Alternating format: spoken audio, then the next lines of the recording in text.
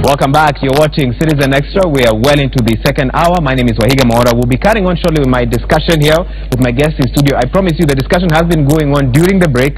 Very heated points. We'll see if we can bring some of them to light in the course of this second hour. But for now, let's cross over to Kisumu County, where Laura Otieno is on standby. As we mentioned yesterday, NASA's anti-IEBC demos in Kisumu County ended on a sour note, as 23 people were admitted to the Jaramogi Oginga Odinga Hospital after protesters clashed with police. To get the latest on that now, Laura, kindly update us on that situation.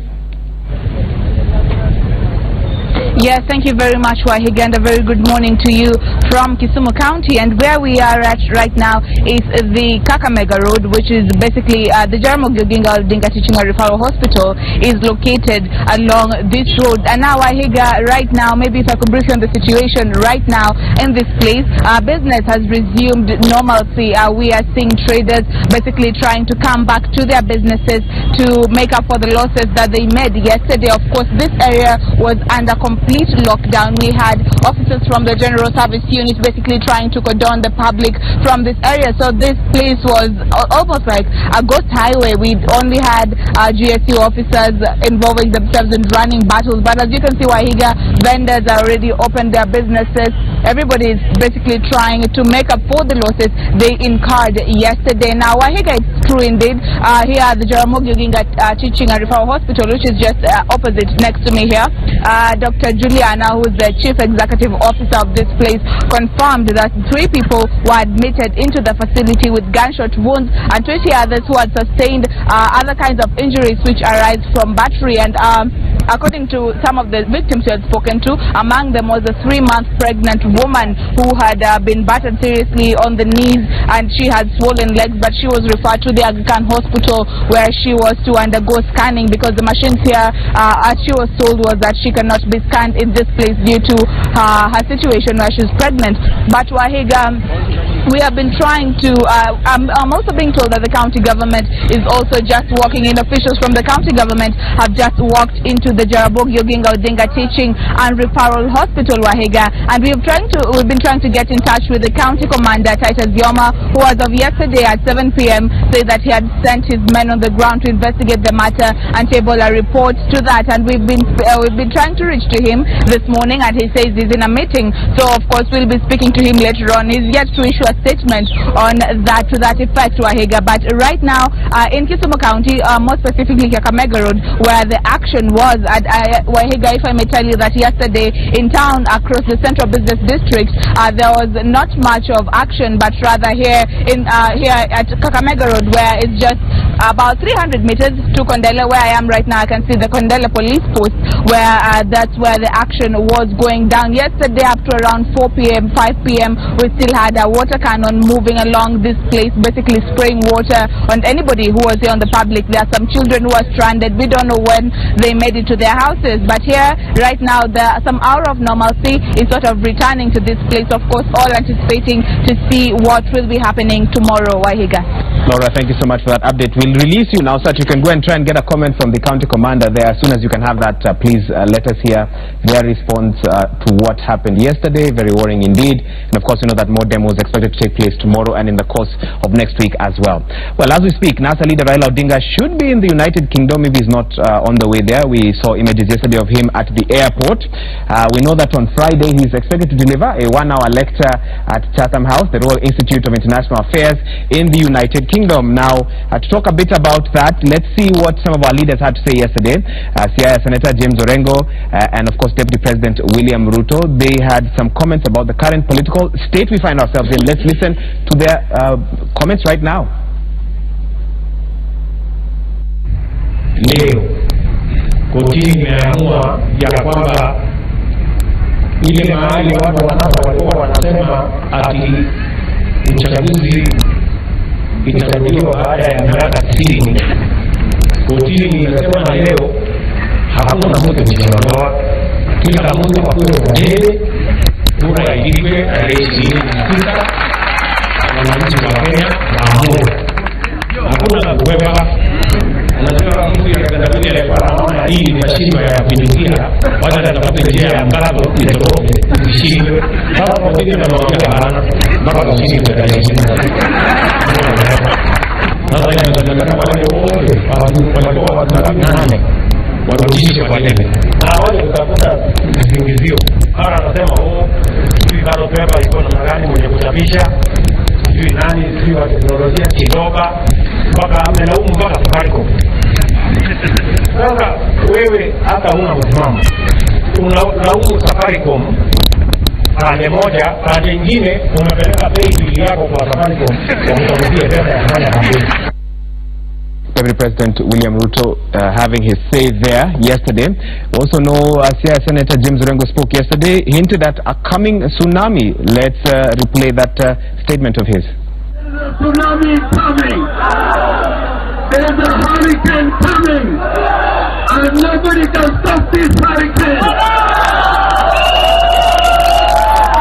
He alone is telling you. Number one, no. Somebody learn it. Somebody remember? Now that we spent the first hour or so talking about the law and how it's being applied depending on which side of the political arena you are on, let's now talk about some of the interesting political events we've seen over the last couple of days. Joy, I'll come to you. IEBC now saying that Raila Odinga is still in the presidential race. And that's until he formally fills the Form 24A. What are we to make of this? First, before I even go to your question, there's something that somebody had commented about how we should be able to open up our judiciary to common law judges and Commonwealth judges, because this is something that used to happen before, actually. Thank you. Because when the country was still young, we did not have enough lawyers who could be able to become judges, and in fact many of them were lay magistrates, they were district magistrates. We actually used Commonwealth judges to be able to further the jurisprudence in this country, and some of the most foundational, what you would actually call landmark rulings, because these days we use landmark ruling very loosely, but landmark ruling is one ruling that changes the course of how things are done and becomes the ruler by which all the other similar cases are decided. We actually got from judges who are from the UK, from Ghana, and even as late as people like Judge Kiwumi were actually not originally Kenyan, but came by virtue of coming from the same jurisdiction. We also had it with the Judges Vetting Board, where we had some jurists from Commonwealth countries coming to buffer our process. So that's a very legitimate point.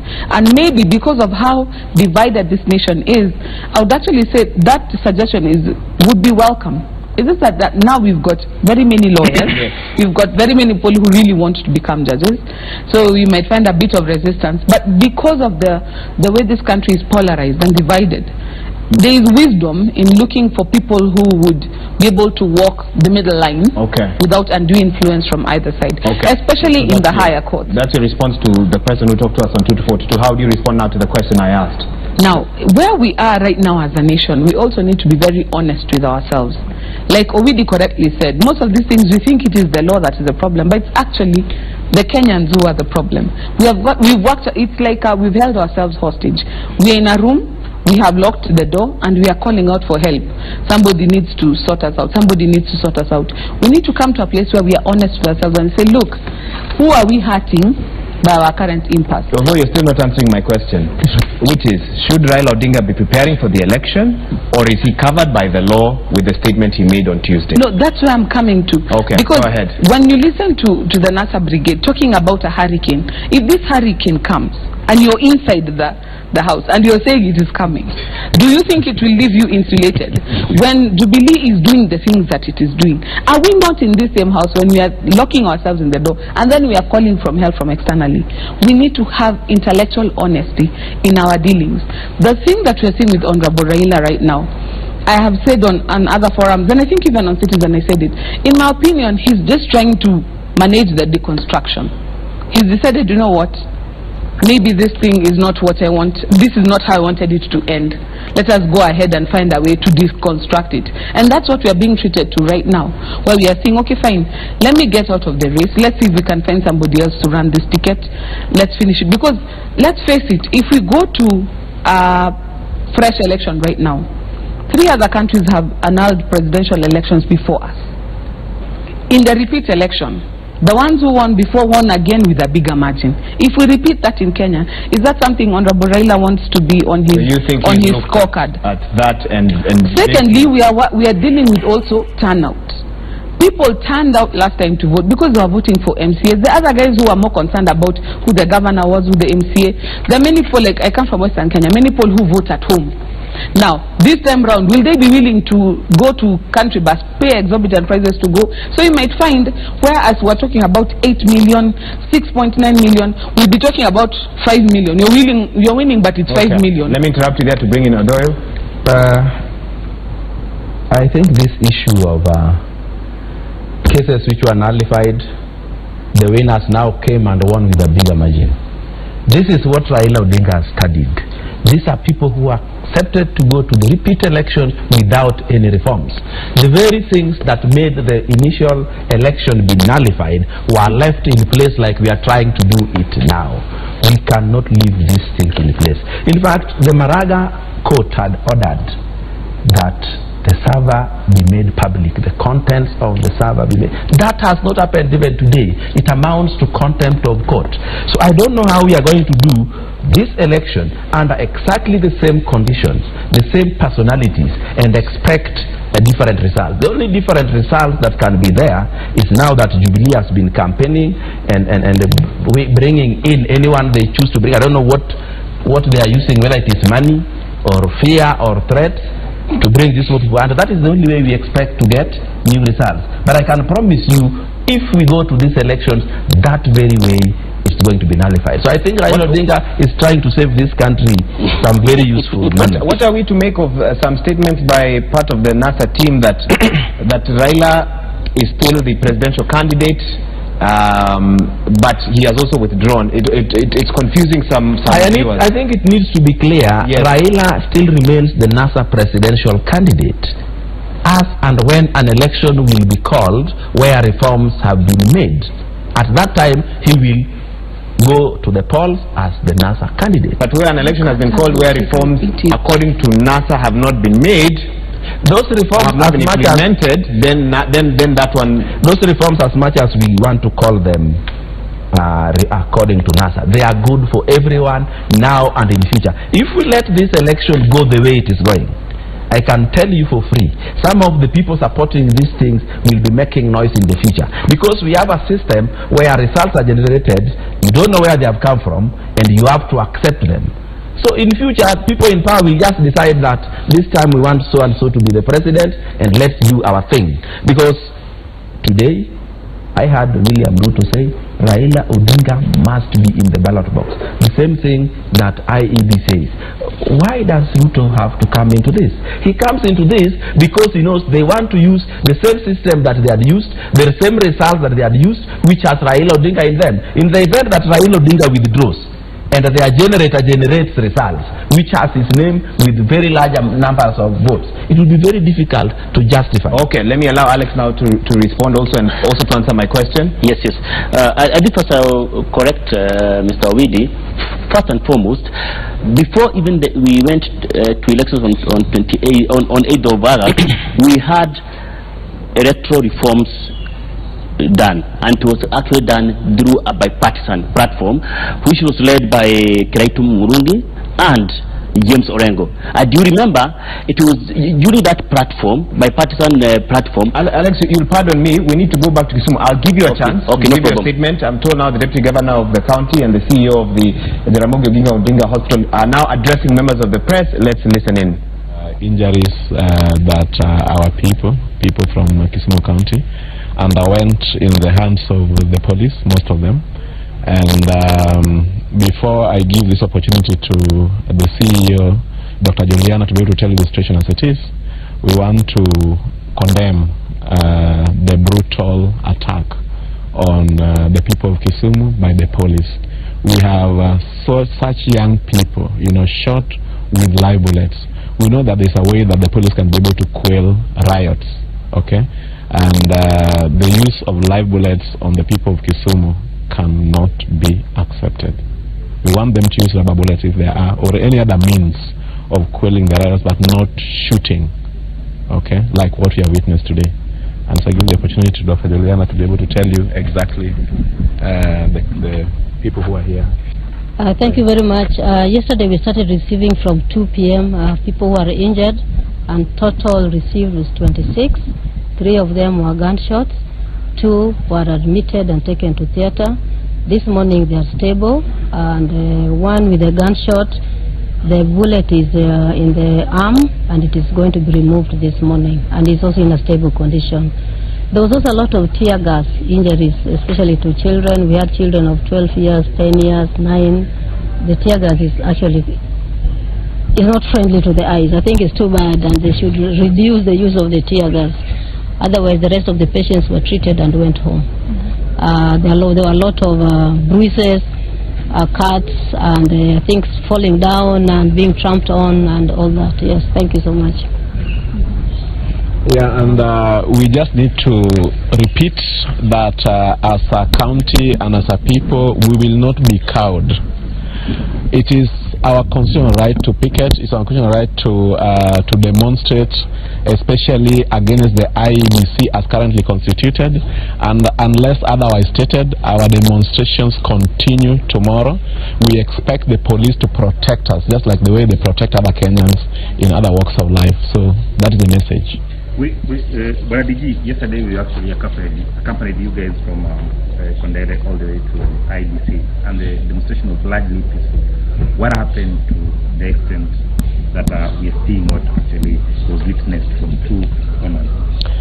Just like I was saying, you know, the cases that we have today in the afternoon of yesterday, we cannot say that, you know, they are as a result of the demonstration, because as I've told you earlier, the demonstrations are largely peaceful. Now, any other thing that happens after that really is the responsibility of the police. They need to protect life, they need to protect property, okay?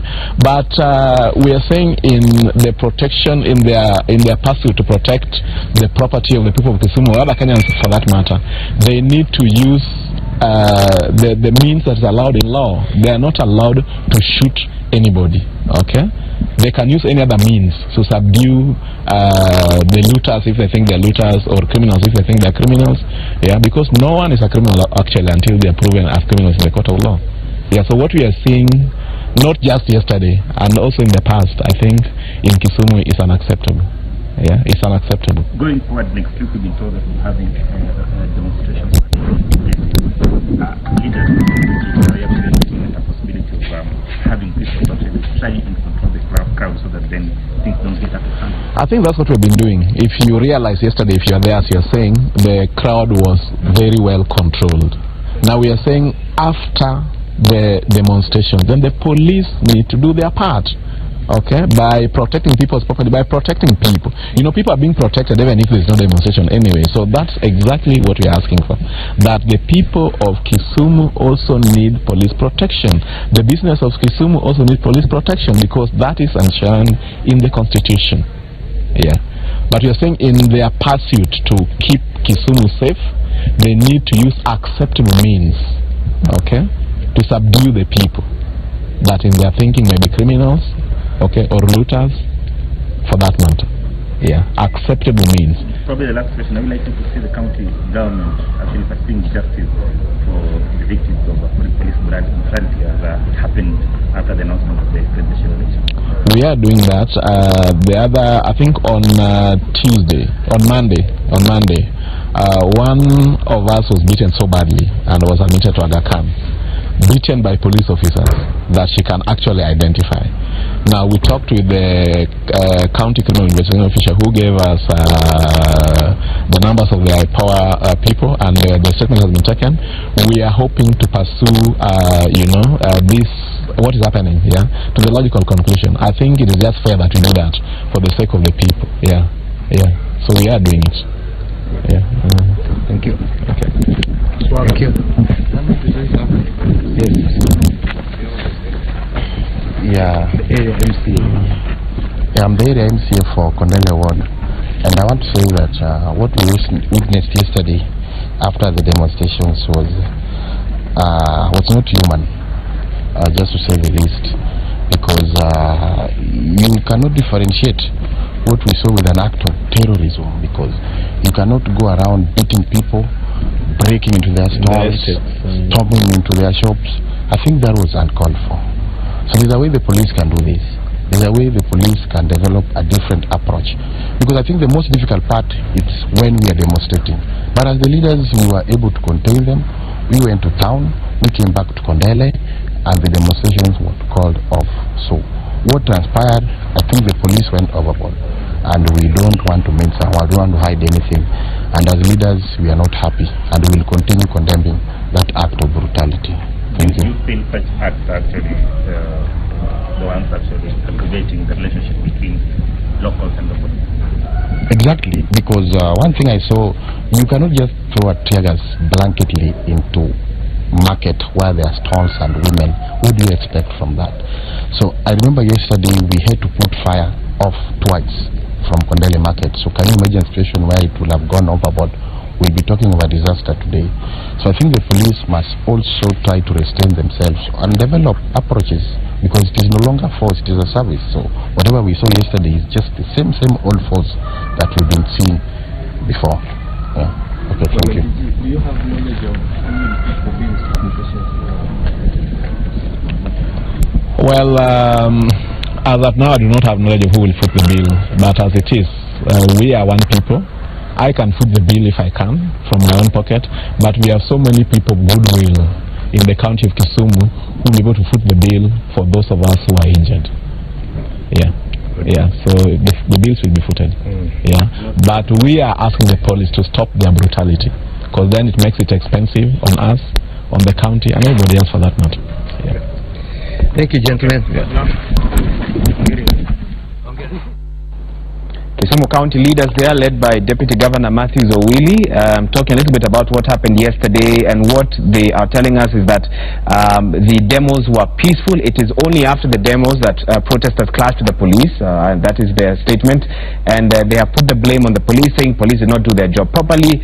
The demos that were led by the local leaders, of course led by the Deputy Governor there and other leaders, were peaceful, and what happened after that, they are asking the police to make sure that they control demos in the right way, that they do not use excessive force even as they go about their duties. The CEO of that hospital, Dr. Juliana Otieno, saying that beside receiving people from about 2 p.m., they received 26 people, 3 with gunshot wounds, who they stabilized. They are telling us that they are now stable, but of course some of the reporters also asking Kisumu leaders who will foot the bill now that so many people are in hospital. So the key issues that we'll be discussing over the next few days. But I want to allow each of my panelists just to give a brief comment, their take. We know more demos are happening tomorrow. We know that demos are supposed to happen every day next week, according to comments made yesterday by James Orengo, I believe. And so what is the way forward? Joy, I'll start with you. One thing that I would have wished the county officials also told their people was, after demonstrations, please also disperse in peace. Because even yesterday in Nairobi we saw the demo part was fine, but afterwards there was the wanton destruction of property and the looting. So the responsibility is on both sides. The police had excessive force, but also the demonstrators have to be responsible. Maybe we need to go the way of like what we saw in Netherlands, have designated zones for demonstration so that the crowd can be contained, can be protected, and when they're done, they can disperse in peace, rather than letting people just go into the streets unmanageably. Because how many police are there anyway? Okay, Odoyo. Netherlands is a very sane country, a country where they closed 19 jails because there are no customers. Anyway, what is happening here? I have studied. What are you saying about Kenya? If Netherlands is very sane, then Kenya, we are all in Kenya. We are very insane. Okay, make your brief. Anyway, what is happening in Kenya? What I have noticed, the police are looking for every opportunity outside the cameras to commit these atrocities. How come we don't see these things on camera? These journalists always look for where the crowd is going, and they are ever ready. If there is anybody in some corner doing something funny, the cameras will catch them. But I think the police are looking for anywhere where the cameras are not there. They shoot people, they beat people. How do they benefit from, if they're intentionally doing that, what do they gain from that? We Africans do things entirely to benefit us. They are serving some masters who have told them the only way you are going to crush these demos is when you beat people senseless. I don't understand why else women are being beaten. Why else? Okay, you made your point, Alex. I think in Kenya, the phrase peaceful demonstration is an oxymoron. It doesn't exist. It happens in Mombasa. I said most times it's an oxymoron, and I'll tell you why, Mr. Higa. You see, in Kenya, when demonstrators are converging so that they can arrange how they are going to demonstrate, the first thing that comes to mind and actually happens on the ground is bribing. They are bribed, they are given 200 shillings, 500 shillings, and then from there they carry missiles. Are you talking about all demos? No, I said most of them. Or most? Yes, okay. yes. I think you can fairly agree with me. They carry weapons, like for example stones. Thirdly, when they are going down there, the issue is not to picket or to put across the message. What we find on the ground is we are finding demonstrators who are throwing stones at police. Police, of course, are supposed to use reasonable force to repel these demonstrators and also ensure that there is peace and law and order. But they end up using excessive force, which should be condemned by everyone. Okay. So as far as I'm concerned, we should condemn both the demonstrators. Alex, in this I've never seen any stone. You had your time. You had your time. You've never seen any stone. I've never seen. Yesterday, we saw what happened to my supermarket in Kisumu. We also that it's very unfortunate. We saw what happened to Telcom mast destroyed. We saw what happened to Safaricom retail shop. But you were winding up with a point. You were saying you condemn both in equal measure. Police and protesters. Yes, in equal measure. Okay. Thank you. Thank you, Wahiga. Let's make it very brief. This one. NASA must take responsibility. When you call citizenry to come out into the streets to picket, to demonstrate, you must take responsibility for the conduct of that demonstration wherever that is earmarked. You must have security marshals clearly marked. They're doing campaigns showing this is the route you shall take, and after the demonstration you must ensure that they disengage peacefully and go just like the way they came. Because you cannot ask people to come on the streets and not take charge in terms of marshalling them to make sure that they are safe. So they must take responsibility. What happened in Tumaini, I think, was exceptional, because after that we've not heard of another destruction.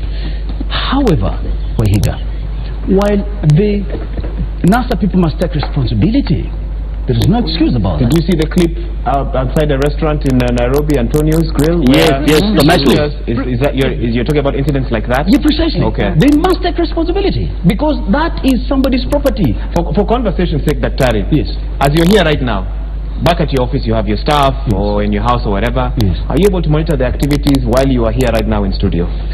At what point do you take responsibility for the actions of your staff when you're away from them? Thank you. Look, demonstrations worldwide involves crowds. Crowd control is not an easy thing. And therefore, the moment NASA calls people to streets, that is the risk they expose themselves to. Once they're there, they must have security marshals. Security marshals are used in football stadium. Security marshals are used when people are going out to campaign to ensure. You've seen in Raila's campaign, there are bouncers around him to make sure that there's no spillover. That is required. However, having done that, there are some excesses among crowds. Aren't we the same Kenyans? There are people who will take advantage, and that is where now the police come in. The police must ensure that we do not have crooks amidst peace-loving Kenyans who want to demonstrate and exhaust their constitutional rights and make sure that they don't break the law. That's where the police come in. But Wahiga, I have said and I repeat, the problem is the politicians who are in charge of these institutions. And expect fatalities, that I can assure you. Because who is in charge of these police? Who is giving the instructions? So you believe that apart from NASA stating, and we had this yesterday, that they'll give protesters food, water, yes, I think Simbarati spoke about that. You also feel that they should get a group of people to serve as marshals if they plan to have these demos, let's say hypothetically next week. Or do you agree? Briefly, now I guess I have to ask. First of all, the responsibility that NASA is taking for these demos is informing the police that we will have large crowds in the streets. Come and provide security. Come and watch over those people who want to leave the route and go and mess up. Can they do more? Can they do more? NASA? No, yes. but No, they don't have the capacity to police this crowd. They have the people who have the capacity to police this crowd are the policemen themselves. But you see, the policemen come to the streets with one primary goal. Let's look for an opportunity to clobber these people senseless. Okay. What pictures do you think Kenyans get? Can we just replay that clip? When you see, there we go. When you see images like that, shamelessly. How these people are being chased. So when they run there and they find sodas on the way and they are being demonstrating, surely you'll provide food. What is sodas doing in the streets on a demo day? Oh my goodness! I think these people because we these things on the streets. Odoyo, thank you. I think I've given each of you fair chance to comment on this. Let's revisit our earlier topic because we have 20 minutes to the top of the hour. Yes. We were talking about the upcoming elections. Yes. And we were asking, should Raila prepare for those polls, or does the law cover him in regards to the announcement he made on Tuesday that he together with his running mate are withdrawing from this upcoming poll? Alex, I can give you a few minutes now to comment on that. Yes, let me first disabuse some misapprehension on the state of law and the fact on the ground. First and foremost, Raila Amolo Odinga has not withdrawn from the 2017 fresh elections.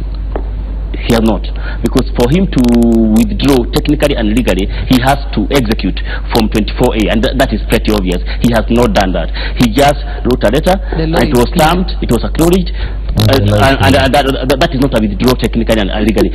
Secondly, so he will appear on the ballot, and there will be 8. Of course, from where I am coming from, yes. I think it should be, that ballot paper should have 7 candidates, not 8, because I'm going to understand that there was an order that was given against Jirongo, yes, and under our constitution, he is disqualified presently. So the ballot paper should have 7, but not Raila Odinga missing, but for you, Cyrus Jirongo. Yes, yes. Okay. And of course, they clarified. They said, you write to us, tell us that you do not want to participate, and then we will communicate. So I don't think they have time, because IBC has to communicate to Agorea, who are supposed to print, or whoever is supposed to print those ballot papers. So they have to do it pretty fast, so that you cut off and then decide how many presidential candidates, and of course excluding Jirongo, should be on the ballot paper. Okay. Secondly, there were issues that we were discussing, you remember, on reforms. Yes, I would like to finish on the issues of reforms. I was saying that it is dishonest on the part of NASA to insist that they instigate matters pertaining to electoral reforms, because actually electoral reforms were conducted before the elections, and they took several measures. Several forms. First, there was amendment to the Election Act. There was also an amendment to the regulations, and that was captured in legal notice number 72 of 2017, which was published in the Kenya Gazette by IEBC. All these reforms, and then there was another aspect of reforms which was also instigated by NASA. NASA went to court, either in under their own name or through proxies, more than 15 cases. All these cases had the effect of reforming the elections. Remember, even printing about ballot papers was we even had who was the tendering process. All these we had to make sure that we tidy up our electoral process. So there were a lot of electoral reforms that took several forms. Are you saying they were sufficient? I would say they were more than sufficient. In fact, some of them were not even necessary. They were just for nuisance value. So why is Jubilee pushing for electoral laws, which some would say is a form of reform? Exactly. Thank you for the question, and I saw it coming. And thank you for the question. Now, these electoral reforms taking the form of amendments are very crucial, because they are a natural reaction to the voiding of the presidential election in Kenya. And in fact, I was even telling someone, a member of parliament, by the way, you Jubilee people should not be the one who should even have sponsored this bill. It should have come from NASA, because it looks that you are responding to NASA, what NASA wanted, and in fact you have captured what NASA wanted. Even though NASA denied that. Of course it has. You remember they were complaining about Form 34A and Form 34Bs. It has been captured there. So for me, these laws are important. They are taking care of the of the judgment, the reports that were captured by the judgment, and I'm very glad. Okay, Dr. Talala, you can come in now and answer my question, which I can remind you, of course, we're asking, should Raila Odinga be preparing for the polls, or is he covered by the law in terms of his announcement to withdraw on Tuesday? Thank you. You'll give me a minute. Wahiga, when my brother talks about the merits and demerits of the Election Amendment Act Bill of 2017, I think we not do justice to that. Okay. So I hope we'll have another forum where you can delve into the merits and demerits of that Election Amendment Bill. Yeah, enough. Okay? So it's not right, it's not fair to the viewers that he endorses an amendment which the rest of the panelists have not had opportunity to delve into the merits. He's snuck in that. Yeah, you're right. You're right. He has that habit, my brother. So, in brief, my view about that amendment, I've said it before, it's a bad law, it is for the short term, and it's not good for posterity. I do not need to proceed from there. Secondly, my sister here commented about the emancipated judiciary. She's so right. The only savior we have in this country today, in the face of what the politicians are doing around, is an emancipated judiciary. So I agree with my sister there that that is the savior we have today. My brother Odo here talked about independent institutions, and he seemed to say that we don't have independent institutions, they are simply being controlled by other people. Correct. Yes and no. We have men and women of capacity and integrity in those institutions. The challenge is that the politicians, as always, want to pull strings, and that is what is actually ailing IEBC today. So that if you want to correct the problem we have today, don't even bother Chebukati. Chebukati is a very brilliant lawyer, that I can assure, and I'm glad my sister admits that he appeared before her. He's a brilliant lawyer. Chiloba, a young man, very good manager. The problem is not the capacity. The problem is that the politicians have invaded IEBC, and there is nobody who will rescue that IEBC until President Uhuru Kenyatta and Raila Odinga agree. In advanced democracies, if individuals like Chebukati and Chiloba, if what you're saying is true, are under so much pressure, they step back, they step away, they resign because they say, under the current conditions, I am not able to carry out my mandate. But in Kenya, people hold on to office. And so it becomes difficult to say that they are innocent, quote unquote, from the views of many, because if there is an issue, why have you not stepped back and said, you know what, I can't handle this. There's too much pressure. I agree. So in theory, Chebukati ought to do his job. And that's what the politicians are telling him. In theory, they're independent. That's true. In theory? Yes. But practically? But are you the stranger in Jerusalem who knows that Jesus Christ has arisen from the grave? You're a Kenyan. Allow me to proceed to your question. Okay, now. Briefly. Now, is Raila's withdrawal legal? Is it effective? Legally and procedurally, it is wrong.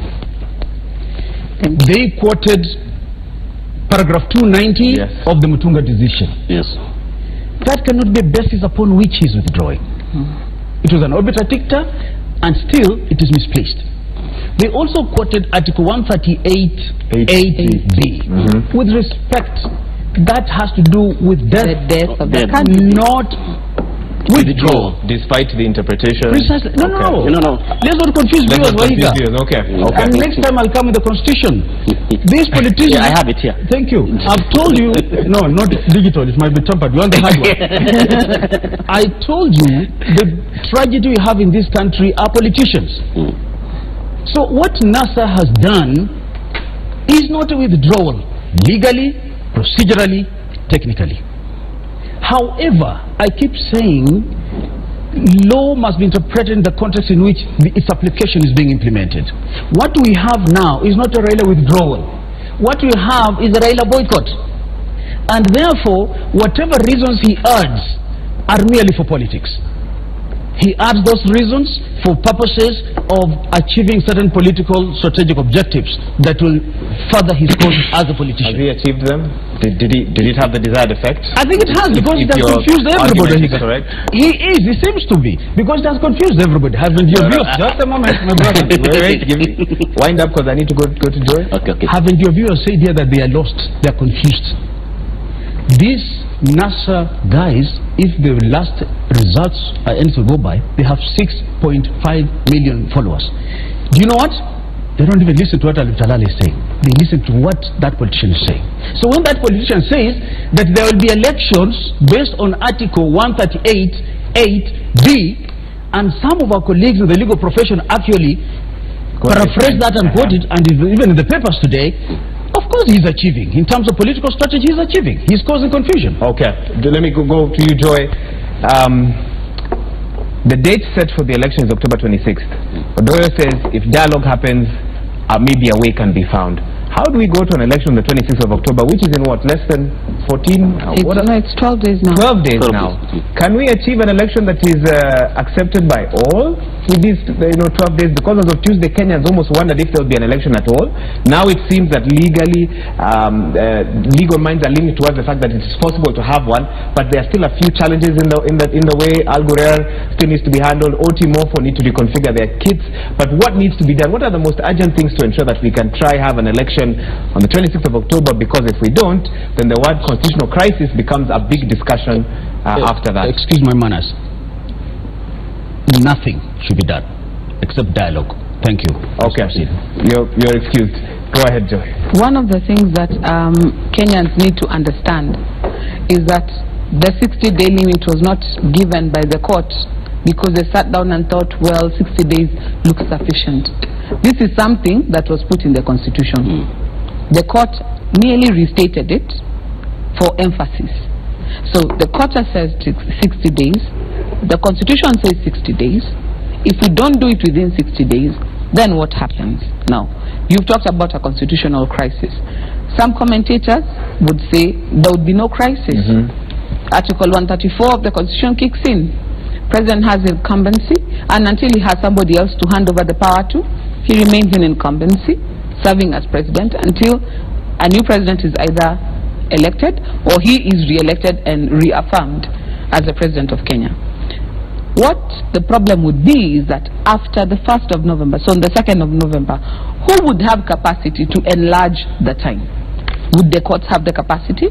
I think their functus officio after the last petition was finished, they are no longer seized of the matter. So they can't go ahead and say, you know what, can the IBC go to the Supreme Court and between them they decide that they're enlarging the time? On what basis? Because in law, it was not envisaged that the time would be enlarged. It was envisaged that within 60 days, you guys will get this thing done. So the president at that time, he's in incumbency. So is he able to say, by the way, you guys go ahead and enlarge time? No, we took that power away from the president and gave it to an independent electoral body who is the one who's vested with the power to organize elections. Now tie this in with the question that you asked earlier about in other jurisdictions under this much pressure, you would find that the officers would refuse to remain in office and work under those conditions. Exactly. Now, in those societies, they save their pressure for when there's something wrong, when there's something that really needs changing. I have been on record before, and I will restate it. We were treated to some of the most shambolic nominations by these political parties earlier this year. For them to wait for IEBC to fall on the first hurdle, and they said that, did ODM be disbanded because they had shambolic nominations? We saw Edwin Sifuna being moved from Handui, brought to Nairobi, Chapia removed and installed. Did they decide that that is banding ODM because there was that shambles? We saw what was happening in Pangani, with people standing outside the gate trying to get to the disputes board. So even for the IEBC, you have had a failing. We do not dispute. The whole nation says there is something wrong. But is the solution disband everybody, you go home? If we do go ahead and do that, then who has capacity to give us a new IEBC? Because again, it's only the IEBC that can conduct elections. Is that a product that will be of dialogue? That's what we did with the Isaac Hassan Commission. And we also had to find it's not even a legal route. It was a legal... Extra legal. To find a way to get these guys out before time. Yes. It cost us money to pay them off. We had to get religious leaders to come and find us a new idea. Surely, where is the time to do this? Before the 60 days. Okay. So that would mean if we don't have an election within the 60 days, then we are looking at when is the next date when the IEBC has the legal capacity to call an election. The second Tuesday of August 2022. So do you want to give President Uhuru Kenyatta incumbency for the next 5 years? Because nobody can legally call an election. Not even the politicians sitting down can legally call an election after the 60-day mark. I have never known you to mislead the country like this. I am not. You are telling me that if we don't have an election by 31st, we wait until 2022? Who can call an election? Oh, Buana. Anything can happen in the country today. Are you saying we will not have an election? That very 26th, anything can happen so that we don't have an election. There are many disasters that can happen. What are we going to have? People talk about constitutional crisis as if it is some plague that will destroy every Kenyan if we get into it. Let's get into it if that is what will make us have a free, fair and credible elections. Because you see, sometimes you bring in issues that don't even come in. That ODM was not disbanded when they brought in Sifuna. ODM has its own internal constitution, and those very people you think were unfairly removed did not even go to any court, even to a tribunal. So it means they agreed with the constitution. So the system works. Yes, it worked. When you talk about anything happening on the 26th, and of course this is something that we've discussed, is that now clearer? Because the NASA side say anything can happen, but don't go into specifics of what that anything would look like in terms of. Let's go to this election that we are going to have on 26th. My friend said that there are people who got 8.2 votes, Raila got about 6.7. We cannot use figures of a nullified election to make any decision. We cannot do that. It is a non-existent election. He has agreed to that. Thank you, He has given you that. So if Maraga talked that we go back to an election which must be free, fair and transparent, and also according to the applicable laws. What is so fair about rushing some laws into parliament, pushing them to be used on 26th, bringing in some 6 more people to join 2 candidates who have been campaigning for the last 1 month, that now we have stopped you from campaigning, now come and join these people and compete with them fairly. This thing is going to be nullified. Let's not pretend here on partisan arguments. The election has to be free and fair from our court to Uhuru Kenyatta. It has to be fair to all these people. You are bringing these people 2 weeks to the election, and you want them also to campaign and go and compete with people who have been transversing the whole country. How fair would that be? What irreparable damage is this country, is IEBC, is Jubilee going to suffer that we cannot repair if we go back, sit down and say, let's do this. Let's have an election where everybody is satisfied that if somebody is beaten, he had no other way of going to court. What does that election look like? That election is an election. Paint us a picture. Where a voter can trace his vote from the polling center to the national tallying center. You remember what we had? What we saw at Bomas did not even indicate where those votes came from. Even the president himself could not tell if his vote at Mutomo Primary School was in Bomas. How do you see a transparent election? From Mutomo, you go to the constituency with the tallies there, which was tallied in your presence or in the presence of your agent. You see this one being tallied into a constituency tally. If it comes to 96,000 for Uhuru Kenyatta in his constituency, we should see in Bomas, his constituency I think is Gatundu South.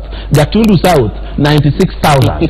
And then you total all these things and see his total of 8.2.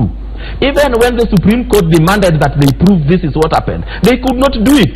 And they are going back to the same thing. In fact, what they are doing now... The internal reforms that we've seen, IBC Chairperson Wafula Chebukati, Special Projects Team, reshuffling the IT department there and so forth, those still not sufficient. If you go to those 12 NASA things and we have a dialogue, maybe they would reduce to even 6 or 5. But let's sit and agree this thing is possible, instead of trying to circumvent the very reasons why Maraga nullified the election by going to parliament. Yes. Okay, Alex, come in. I have appeared with Mr. Weed in several forums, and today I'm very happy. He has agreed with something that I've been holding very strongly on. Now, he has agreed with the minority judgment of Honorable Justice Joki. That is exactly what he said. He said what this majority bench should have done is to trace the vote. Trace the vote. That is what she said. Do not nullify before you trace the vote. This is what he has said. Trace the vote. Let me finish. Let me finish. Let me finish. Trace the vote. He has said trace the vote from the polling station all the way to the tallying center. That's what he has said. Joki said trace the vote. Let me finish. You had your airtime. Now, for me, I'm very glad because that is exactly what should have happened. This vote. Now the question was this: 2017, October 26th. Shall we have elections?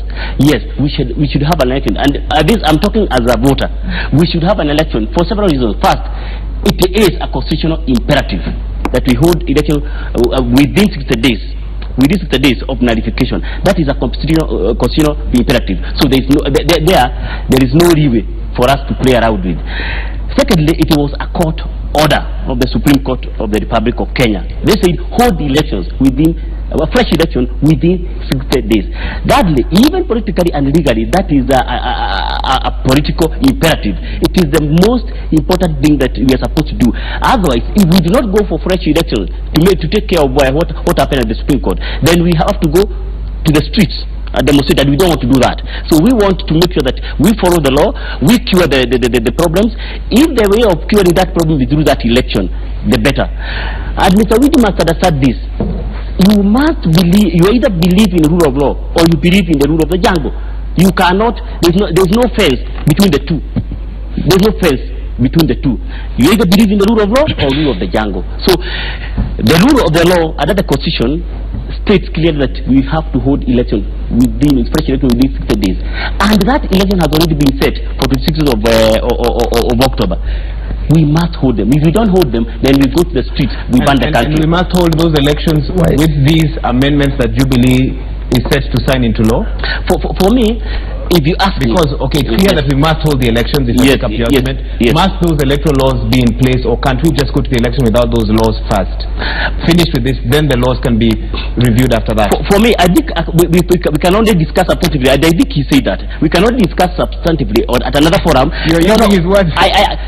Personally, I agree. Personally, I agree with those amendments because they are trying to cure the loopholes that were pointed out by the Supreme Court in their judgment. For example, on non-execution from 34A and B, non-transmission from 34A and B, and then criminalizing some aspects at a higher level. And do you still believe those laws are good for the long-term future of Kenya, or just to ensure that should NASA have another card in their sleeves, that those laws will protect Jubilee from anything else that NASA could do? Are those laws applicable in 2022, 2026? Will they help the country moving forward? Mr. Higa, if you have noted in the past, just before elections, we always have reforms of our election laws. I talked about legal notice number 72 of 2017 that was published in the Kenya Gazette by, for example, IEBC. We also had the amendment to the Election Act. It always happens just before elections. So for me, these election reforms, what NASA should have done, if they had any problems with those, they should have gone to Parliament and make sure that the voices are heard. Secondly, we have another platform which is created by the Constitution, public participation. Their own supporters, they marshal their own supporters and go and oppose during those public participation fora against those yes. Okay. Right, but let me just ask a question before he comes in. There is something that he talked about. Who's the question to? But even him, he can answer it. Even him, he can answer it. In fact, he will answer it better. No, I want to answer. No, you can't answer. Okay. Oh, now, okay. Ask the question, but Daktari, you're the next one speaking because we need to take a break. Yes. You're telling me that we have to go with the law, whatever comes. This very parliament amending laws now have before them the gender rule that they need to operationalize. They don't think that will bring a constitutional crisis, but they think 60 days will bring. Thank you, Wahiga. Now, my brother Alex has this knack of always going off tangent into NASA Jubilee politics, and every show we have appeared, he always drags me into it. Luckily today I have Widi there who seems to be speaking for NASA. So he denies it. They can do their thing. We are not NASA. ODM. Yeah, so that I don't feel like myself. Thank you. I don't feel like I'm preaching for NASA. But the thing is this, he is now politicking. Let me tell you why he's politicking. He is saying that elections on 26th must come because the Supreme Court said so. I agree with him. But that's not the only thing that the Supreme Court said.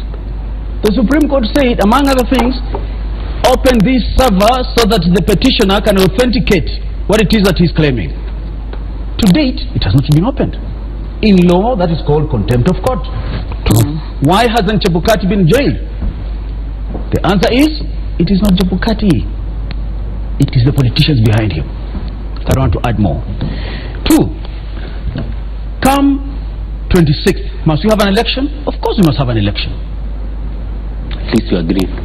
I agree with that. Okay, carry on. It is the double speak. Now let's talk low. It is the double speak that is not right. That we're having a problem with. Come 26, will you have an election? Yes, we must have an election. Because that's what the Supreme Court said. And that's the Constitution. In what format and style? That was actually going to be my next question. That will depend on the dictates of the politicians. And that's why, for me, I have said all along that even these debates on what should and what should not be coming, the key thing now, before we hurtle to final destruction as a country, because that's where we're headed to after 26th, is that these two gentlemen must dialogue. And Wakili, the end is right, that after 26th, we are in a limbo. Like it or not, it will be dialogue that will save us. The law will not save us. You cannot apply a legal solution to a political problem. Correct.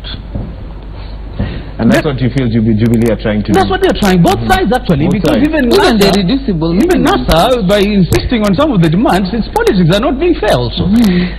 Finally, because I want to take your time a lot, Owidi, when he says that the right election will be that where the voter from the polling center, as polled, will reflect at the National Tallying Center.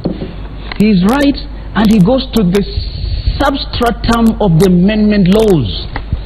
Because in a section of those proposed amendments, they are saying that the votes will be tallied at the Constituency Tallying Center. And that uproots the constitutional requirement that tallying must be at the polling center. It also uproots the precedent laid in the KI case that tallying must be at the polling center. Finally, we Kenyans are very bad at history. In 1979, when Mzee Moi had just taken over, a section of this country felt that they needed to change the constitution. Not because it was for posterity, but it was for short term, so that Moi does not rule the country. To power. Okay? At that time, led by the late Dixon Kihika Kimani, it went so bad that we even had militias, just like we have Mungiki. Those times it was the Ngorokos. Thank God there was one sober Kenyan in the name of Sir Charles Mugane Njonjo, the Attorney General then, who stood his way. Fast forward.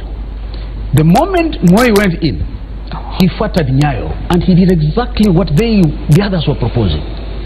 He amended the constitution, he brought section 2A. Who were the sufferers that time?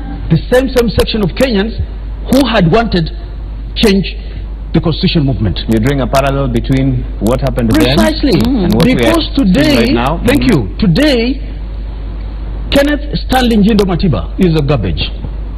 He's unwell. He'll never recover. Charles Rubia is a garbage. He'll never recover. And many others we can mention. Why? Because they were fighting against the kind of things that are creeping back now. And what happened at that time? Moi unleashed the police. Terror. The same thing I'm seeing here. When Honorable Matiang'i campaigns when the law says don't, and says Kalonzo, Raila should not have security, yet they have security by virtue of having served the Prime Minister and the Vice President. Is constitutional. The law is being violated the same way it was then. So while the circumstances might not be the same, precisely, nevertheless you see some parallels. And that's why you're headed. Okay. Because right now, the police will be more ferocious. Thank you so much. We take a break now. In fact, we're well into the third hour. We also are needed to tell you what's happening on the international front. I don't know if that is ready. If not, we'll take a break. We'll carry on with Citizen Extra on the other side of this break.